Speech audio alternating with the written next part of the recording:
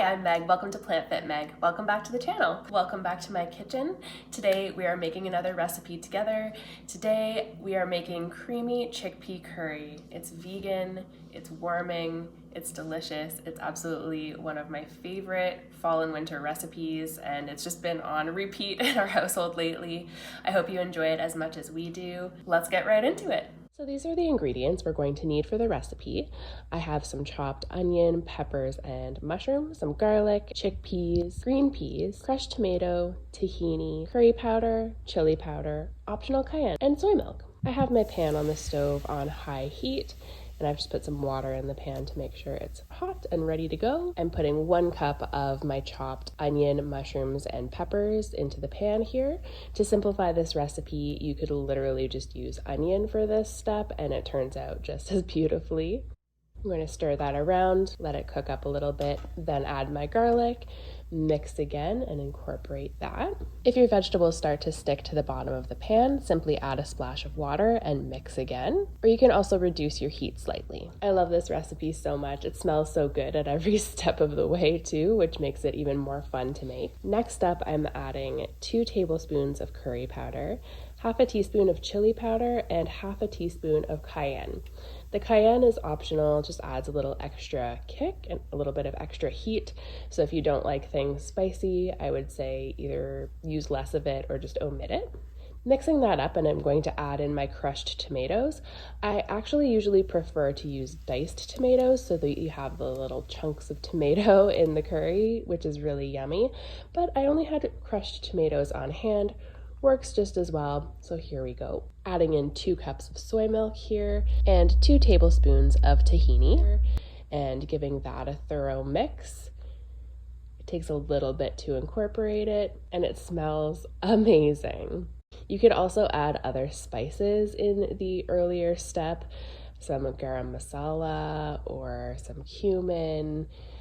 You can really mix it up and make it your own. Now I'm adding in the 2 cups of cooked chickpeas and 1 cup of peas. I just used frozen peas and defrosted them in the microwave first and then popped them into the pan. I love the mix of colors in this recipe with the tomato and the curry turning it this orangey red color, and then the vibrancy of the peas. It's really beautiful.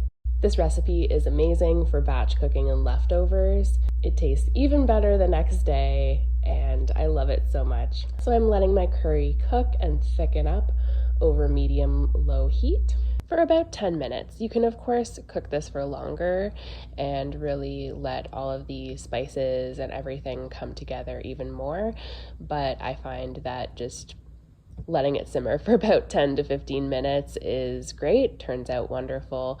So choose your own adventure there. And I'm just stirring it occasionally. It's really as easy as that. I come back and stir it occasionally here, and you can see that the curry is gradually getting thicker. Using the diced tomatoes instead of the crushed tomatoes also adds a little bit of extra thickness to it. And that's all there is to it. Curry done, curry made, ready to serve.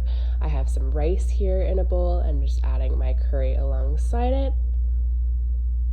Absolutely delicious. I love to mix it all together and eat it that way. Here's another serving suggestion with some quinoa and green beans. I also like to add spinach into it and mix it all up.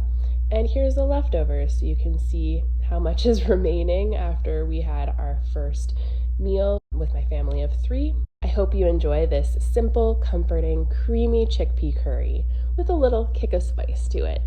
Thank you so much for watching this video. I hope you really enjoyed this recipe.